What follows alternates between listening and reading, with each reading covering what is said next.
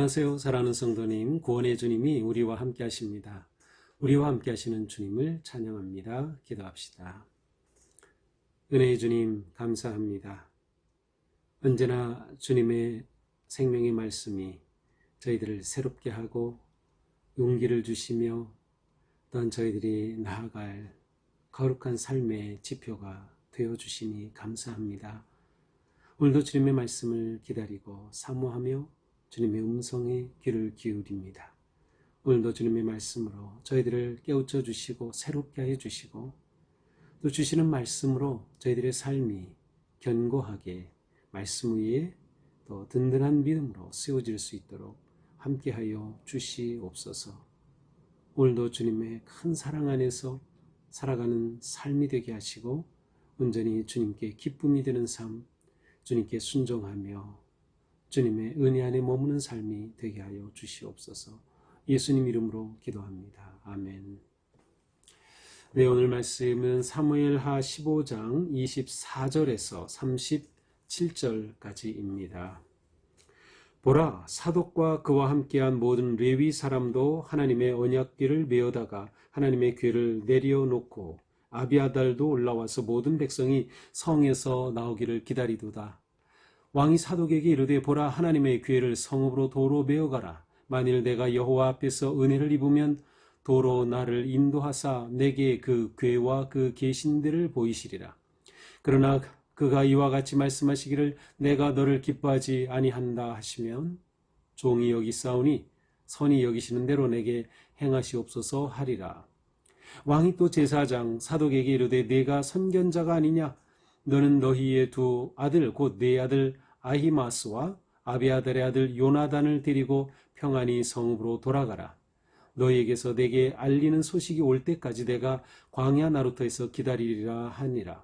사독과 아비아달이 하나님의 궤를 예루살렘으로 도로 메어다 놓고 거기 머물러 있으니라. 다윗이 감람산 길로 올라갈 때에 그의 머리를 그가 가리고 맨발로 울며 가고 그와 함께 가는 모든 백성들도 각각 자기의 수치를 가리고 울며 올라가니라. 어떤 사람이 다윗에게 알리되 압살롬과 함께 모반한 자들 가운데 아히도벨이 있나이다 하니 다윗이 이르되 여호와여 원하옵건대 아히도벨의 모략을 어리석게 하옵소서 하니라. 다윗이 하나님을 경배하는 마루턱에 이를 때에 아렉 사람 후세가 옷을 찢고 흙을 머리에 덮어쓰고 다윗을 맞으러 온지라. 다윗이 그에게 이르되 네가 만일 나와 함께 나아가면 내게 누를 끼치리라. 그러나 네가 만일 성읍으로 돌아가서 압살롬에게 말하기를 왕이여 내가 왕의 종이니이다. 전에는 내가 왕의 아버지의 종이었더니 이제는 내가 왕의 종이니이다 하면 내가 나를 위하여 아히도벨의 모략을 패하게 하리라. 사독과 아비아달 두 제사장이 너와 함께 거기 있지 아니하냐? 네가 왕의 궁중에서 무엇을 듣든지 사독과 아비아달 두 제사장에게 알리라. 그들의 두 아들과 사독과 아히마스와 아비아달의 요나단이 그들과 함께 거기 있나니 너희가 듣는 모든 것을 그들 편에 내게 소식을 알릴지니라 하는지라. 다윗의 친구 후세가 곧 성읍으로 들어가고 압살롬도 예루살렘으로 들어갔더라. 아멘. 자, 다윗의 아들 압살롬이 쿠데타를 일으켜서 지금 예루살렘으로 들어오고 있다는 소식에 급히 다윗은 그의 신하들을 이끌고 가족들을 이끌고 피난길을 떠납니다. 예루살렘으로 나오면 바로 그 아래 기드론 시내가 있고 건너면 바로 감람산의 언덕이 시작이 되죠. 다윗은 일행을 이끌고 기드론 시내를 건넙니다. 모든 백성이 함께 따르는 백성이 그 길에 다윗과 함께 하죠. 자, 그런데 오늘 24절 이렇게 시작되죠. 보라, 사독과 그와 함께한 모든 레위 사람도 하나님의 언약궤를 메어다가 하나님의 궤를 내려놓고 아비아달도 올라와서 모든 백성이 성에서 나오기를 기다리도다. 자, 지금 사독과 아비아달은 둘 다 제사장입니다. 특별히 사독은 아론의 아들 엘르아살의 후손인 아휘두베의 아들입니다. 그러니까 아론의 제사장 계열에 속한 사독입니다. 이 아비아달도 제사장 계열이죠. 그래서 이 다윗에게 있어서는 사독과 아비아달이 어떤 쌍벽을 이루는 그러한 제사장의 대표 지도자들이라고 볼 수 있습니다. 사독이 레위 사람, 사독과 함께한 레위 사람과 함께 언약궤를 메고, 자, 다윗이 피난할 때 무엇이 가장 중요했겠어요? 언약궤입니다. 하나님이 함께 하시는 그 상징인 언약궤. 그리고 그들은 정말로 하나님의 언약궤 가운데 임재하심을 믿고 있었죠. 다윗이 그렇게 가지고 오고 싶었던 언약궤, 바로 그 언약궤가 움직이는 거죠. 다윗이 피난 가는 곳으로 움직입니다. 근데 아비아달도 이 소식을 듣고 올라왔어요. 어디서 왔는지는 정확히 모르지만 아마도 아비아달이 그 당시 이제 기본 산당이 있고 기본이 종교적인 그러한 자리였기 때문에 거기에 있다가 이 소식을 듣고 올라왔을 거라고 추측을 할 수 있습니다. 자, 그렇게 그들이 언약궤를 메고 나가서 백성들이 오기를 기다리고 있어요. 자, 그렇다면 이 이미지는 어떻습니까? 다윗이 지금 피난을 가고 있는데 이 사독은 레위인들과 함께 이 언약궤를 메고 미리 가 있는 것과 같은 인상입니다. 그리고 거기서 백성들을 기다리고 있다는 거죠. 그래서 이 장면을 어떤 그 학자들은 23절, 22절 사이에 있는 사건에 대한 23절이 있기 전의 사건으로 봅니다. 왜냐하면 23절에서는 기드론 시내를 건너갔다고 되어 있어요. 그렇다면 건너간 다음에 언약궤가 기다리고 있다는 것은 좀 진행상으로 좀 어색하죠. 그래서 이것이 다윗이 기드론 시내를 건너기 전에 있었던 사건이라고 하는데 제가 볼 때는 꼭 그렇게 하지 않아도 큰 문제는 없을 것 같아요. 세 번역으로 읽어보면 이것이 그냥 자연스럽게 또 이어지기도 합니다. 이렇게 뭐 자연스럽게 이어진다고 보면 언약궤를 맨 사독과 제사장 그리고 레위인 일행이 앞서서 갔다라고 볼 수 있고요. 또 전쟁할 때 보통 언약궤가 나간다고 하면은 이 언약궤가 앞서가기도 하는 그러한 그 이미지를 그려 볼 수도 있습니다. 자, 어쨌든 먼저 갔든 나중에 갔든 중요한 것은 이제 다윗이 이 사독의 언약궤를 메고 이동하는 이 사독과 이제 만나게 된 거죠. 그러자 왕이 사독에게 말하죠. 25절에요. 하나님의 궤를 성읍으로 도로 메어 가라. 자, 이렇게 해서 하나님의 궤를 메고 나왔는데 아니다. 이 궤를 다시 하나님의 성읍으로 메고 들어가라라고 하는 것이에요. 자, 언약궤가 있다는 것은 하나님이 누구와 함께 있느냐를 가시적으로 또 상징적으로 보여주는 너무도 중요한 것이에요. 그래서 다윗의 입장에서는 언약궤가 자신과 함께 있는 것이 너무도 중요하고 든든하겠죠. 그런데 다윗은 이것을 거절한 것이에요. 언약궤가 자기와 함께 따라가는 것을 거절한 것입니다. 자, 저는 이것을 굉장히 중요한 그러한 다윗의 판단이라고 보는데요. 왜냐하면 다윗은 하나님의 언약궤를 자기가 이런 위기에 처했을 때 의도적으로 끌고 가서 하나님이 내 편이 되어 주실 것을 의도적으로 만들어가는 것을 거절한 것이에요. 다시 말하면 이 사건은 지금 압살롬이 쿠데타를 일으킨 이 사건은 하나님께서 관여하신 사건이라고 다윗은 보고 있었고 좀 더 깊이 간다면 하나님이 자신에 대한 심판이 아닐까라고 그는 생각하고 있었을 것 같습니다.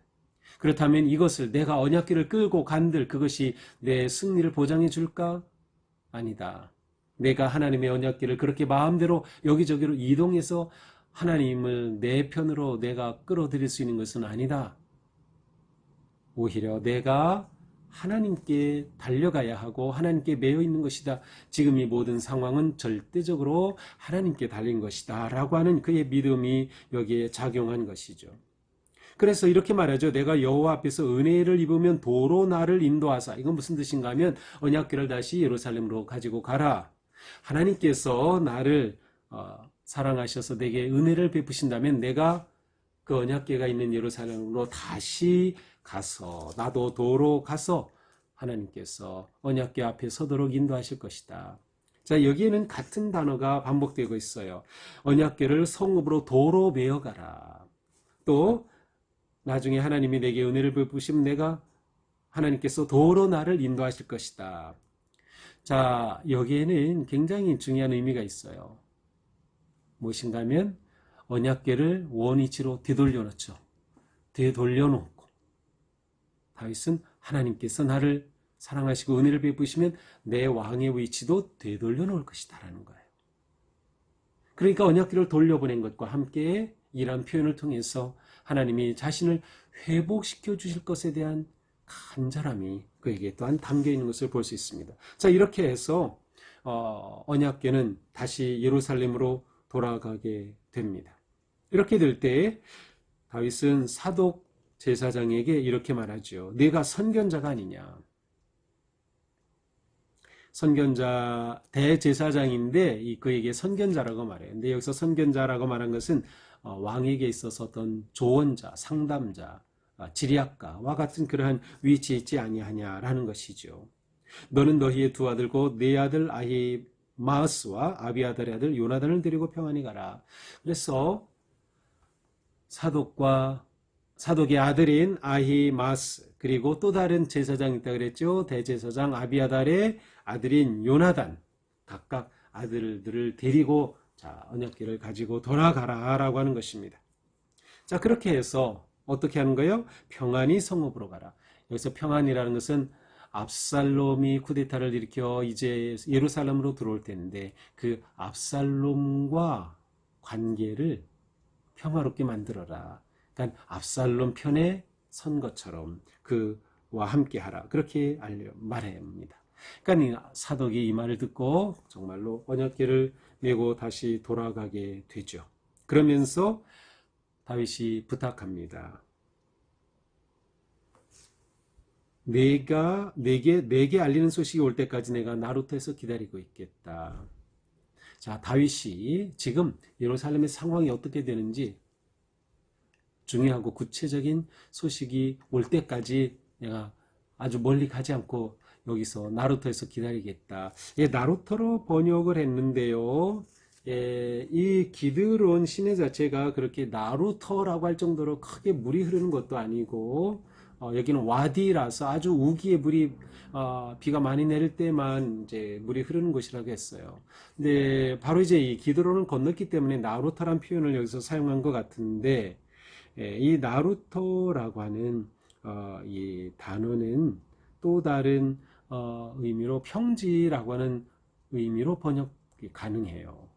그렇게 본다면 지금 여기에서 건너가서 평평한 어느 곳에 머물면서 이곳에서 소식을 기다리고 있겠다라는 것이죠. 이렇게 사독과 아비아달은 예루살렘으로 돌아갑니다. 자, 다윗이 감람산 길로 올라갑니다. 기드론을 건너서 감람산으로 올라갈 때 그의 모습이 어떻습니까? 머리를 가렸고 맨발로 울며 올라갑니다. 다윗만 울었을까요? 함께 가는 모든 백성이 각각 자기의 머리를 가리고 울며 올라갔어요. 머리를 가린다는 것 수치스러움을 경험하는 것을 말합니다. 수치스러움 또한 큰 슬픔을 표현하는 것이에요. 자, 이렇게 슬픔 가운데 올라가는데 누군가가 다윗에게 와서 알려줍니다.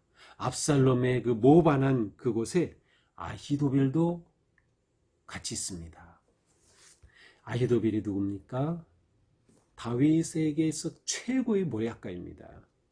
다윗에게 모든 것을 조언해주고 모든 것을 얘기해주는 최고의 멘토가 바로 이 아히도벨이었어요.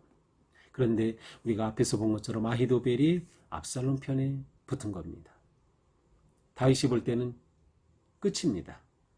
아히도벨까지 압살롬 편에 붙었다. 더 이상 소망이 없는 상황이라고도 할 수 있어요. 뒤에 이제 16장 23절에 가서 보면 이 아히도벨은 다윗도 그랬고 솔로몬도 그랬고 아히도벨의 말은 하나님의 음성으로 그냥 믿을 정도였습니다. 자, 다윗에게는 정말 큰일입니다. 이 소식을 듣고 다윗이 기도하죠. 여호와여 원하옵건대 아히도벨의 모략을 어리석게 하옵소서. 아히도벨이 압살롬과 함께 이제 다윗을 멸할 모략을 세울 텐데 그것을 어리석게 만들게 하옵소서. 이렇게 기도합니다. 자, 이 기도가 끝나자마자 응답이 왔습니다. 32절. 다윗이 하나님을 경배하는 마루턱에 이를 때에 아렉사람 후세가 옷을 찢고, 자, 하나님을 경배하는 마루턱, 이 감람산 정상에 아마도 마루턱입니다. 정상에 하나님을 예배하는 어떤 제단 같은 것이 있었던 것 같습니다. 바로 그곳에 이르렀을 때에 아렉사람 후세가 왔어요. 옷을 찢고 흙을 머리에 덮어쓰고 그 슬픔과 그 수치스러움을 표현하는 것이죠. 다윗을 맞이합니다. 근데 이 후세는 나이가 좀 많은 사람이었어요. 이 후세를 본 다윗이 말하죠. 내가 나와 함께 나아가면 내게 누를 끼치리라. 나와 함께 간다고 내가 나와 함께 가면 너는 나에게 짐이 돼. 그란 말이에요. 너는 나에게 짐이 돼. 심리적 짐이 될 수도 있고요. 실제적으로 짐이 될 수도 있어요. 다윗은 가능하면 움직이는 일행이 최소화해야 기동력 있게 빨리 움직일 수 있는데 또 추가가 된다는 것은 어려울 수 있어요. 그러나 단지 후세가 추가된다는 것이 그렇게 큰 어려움일까요? 아마도 후세를 지금 다윗이 예루살렘으로 보내려고 하는 그러한 마음이 있기 때문에 이런 표현을 사용한 것으로 보입니다. 자, 그러면서 후세에게 말합니다. 네가 만일 성으로 돌아갔어. 자, 예루살렘으로 돌아갔어. 압살롬에게 말하기를 왕이여, 제가 왕의 아버지 압살롬을 향해서 왕이여라고 말하는 거예요. 압살롬을 향해 왕의 아버지를 제가 섬겼지만 이제는 제가 왕의 종입니다. 자, 압살롬이 볼 때에 후세도 역시 모략가입니다. 지혜로운 사람이에요. 다윗에게 조언을 해주던 사람이에요. 그런데 이 후세가 와서 압살롬에게 왕이라고 말하고 이제는 아버지 다윗이 아니라 아들인 당신께 충성하겠습니다. 라고 말한다면 압살롬도 얼마나 좋을까요? 그렇지 않아도 이 아히도벨까지 자기 편에 있는데 말이죠. 가서 그렇게 하라는 것입니다. 그렇게 해서 어떻게 하라는 거예요? 34절 내가 나를 위하여 아히도벨의 모략을 패하게 하리라. 자, 아히도벨이 지금 이 모든 쿠데타의 진행 상황을 계속 이 압살롬에게 조언을 해서 진행하고 있습니다. 그런데 거기에 쑥 들어가서 아히도벨의 모략을 무력화시켜라. 이것이 다윗이 후세에게 준 사명입니다. 그래서 예루살렘으로 돌아가도록 하죠. 정말로 그렇게 될까요? 그렇습니다. 이제 16장 또 전체를 한번 읽어보세요. 또 17장에는 실제로 이제 후세가 어떤 계략을 베풀어서 이 아히도벨을 무너뜨리는지가 나옵니다. 하나님께서 기도하는 다윗에게 즉각적으로 응답해 주신 겁니다. 이렇게 후세는 돌아갑니다. 자, 거기 돌아가면 다윗이 계속 말하죠. 거기에 제사장이 있다. 사독 제사장도 있고 아비아달 제사장도 예루살렘에 그냥 있어. 그리고 그 두 아들도 각각 그 아들들도 있다. 그러니 그들이 너와 만나면서 상황이 어떻게 진행되는지 모든 것들을 알게 되고 네가 중요한 정보를 얻게 되면 그들에게 알려줘가지고 나에게 신속히 보고하게 하라 라고 부탁하죠. 이렇게 해서 다윗은 이 위기의 와중에도 제사장들을 돌려보내고 또 후세를 파견하면서 진행되는 모든 상황 속에 어떻게 해야 할지를 준비하도록 모든 것들을 진행하고 있습니다.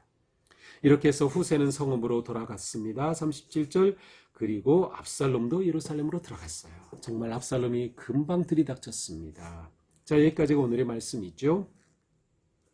자, 오늘 말씀을 보면서 우리는 위기를 만난 다윗의 모습을 보며 어떻게 위기 관리를 할 것인가 하는 위기 관리의 영적인 능력이라고 할까, 영적인 지도력을 우리는 보게 됩니다.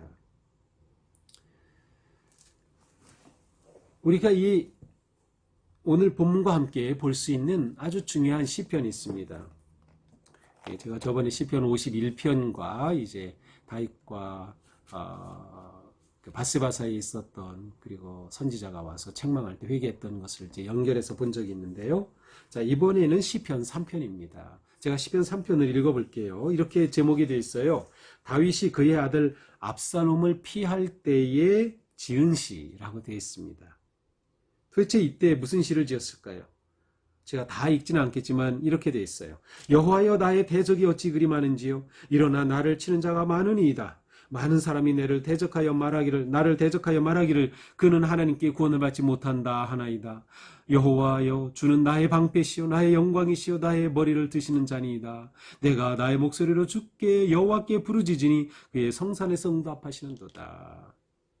그러면서 마지막 8절에 이렇게 기도합니다. 구원은 여호와께 있사오니 주의 복을 주의 백성에게 내리소서. 구원은 여호와께 있사오니. 자, 이것이 위기 가운데 다윗이 보여주는 아주 중요한 전략 아니면 리더십 아니면 그의 믿음입니다. 그것은 바로 구원은 하나님께 있다는 것이죠. 구원은 하나님께 있다. 자, 이 위기 속에서 다윗은 이 성패가 누구에게 아니면 무엇에게 달리는지를 분명히 보았습니다. 다윗은 이 성패가 언약궤를 가지고 오느냐 마느냐로 결정되는 것이 아니라 살아계신 하나님에 의해서 결정된다는 것을 다 보았습니다. 분별한 것이죠. 하나님이 모든 것을 주관하신다. 그렇다면 하나님께 달라붙어야 하나님께서 은혜를 베풀어 주시면 저희가 이 쿠데타에서 이길 수 있지 않을까. 이것이 다윗이 판단한 가장 중요한 핵심입니다. 하나님께 맡기고 하나님께 의지하고자 하는 것이죠.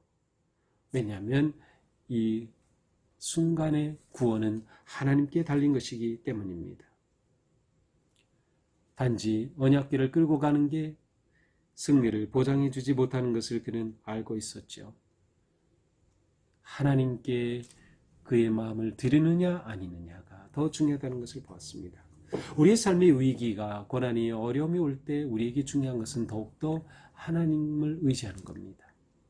이것에서 벗어나고 이기고 승리하는 것은 하나님께 있다고 하는 믿음을 가지고 그 하나님을 향하는 것입니다. 자, 두 번째, 다윗은 지혜롭게 분별하고 결정했어요. 어떻게? 기도했어요. 이 기도가 결정적입니다. 이 기도 후에 하나님이 후세를 보내주셨어요. 그것이 응답이었어요. 하나님께 의지한 것이죠. 하나님 구해주시지 않으면 안 됩니다. 하나님께서 저 압살롬을 하나님이 물리쳐 주시지 않으면 저에게는 희망이 없습니다. 라면서 그는 하나님께 기도하였던 것이며 하나님께서는 그에게 지혜를 주신 것이죠. 후세가 왔을 때 그래 후세와 같이 가야지. 아니면 제사장들이 언약궤를 가지고 왔을 때 그래 언약궤를 가지고 가야 너희가 이기지. 이것이 아니었어요. 그런 영적인 분별력을 가질 수 있었습니다. 바로 기도하는 다윗에게서 볼 수 있는 것이죠. 또한 다윗은 하나님이 주신 지혜로 모든 상황을 파악하고 정보를 얻을 수 있고 그것에 따라 행동할 수 있는 연락망을 구축합니다. 그리고 후세를 보내어서 아히도벨의 모략을 무력화시킬 그러한 계획을 세웠던 것이죠. 자, 이 과정에서 중요한 것은 무엇이에요? 전부 사람입니다. 사람이에요. 다윗이 이 쿠데타에서 벗어나고 이길 수 있었던 모든 것은 결국 사람에게 달려 있었던 겁니다.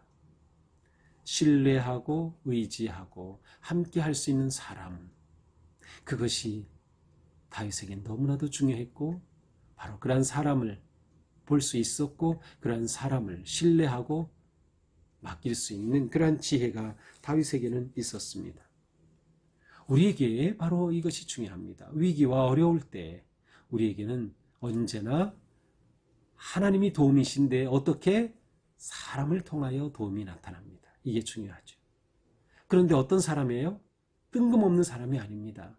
대체로 우리와 잘 알고 관계가 있는 사람이에요. 우리는 보통 것을 인맥이라고 말하죠. 그런데 우리에게 중요한 것은 사람과의 관계입니다. 우리가 하나님 안에서 바르고 지혜롭게 이 관계를 세워간다고 하면 우리는 위기 때에 하나님께서 그들을 통해서 일하시는 놀라운 은혜를 경험하게 될 것입니다. 우리의 삶이 이와 같은 지혜로운 믿음의 삶, 승리의 삶, 하나님과 함께하는 그런 거룩한 삶이 되기를 주님의 이름으로 축복합니다. 기도합시다. 주님 감사합니다. 다윗은 이 위기의 때에 모든 상황을 하나님께 맡기고 하나님께 달려있음을 보았습니다. 그는 하나님 앞에 기도하며 하나님이 주시는 이 지혜로 이 모든 어려움과 위기를 맞서갔습니다.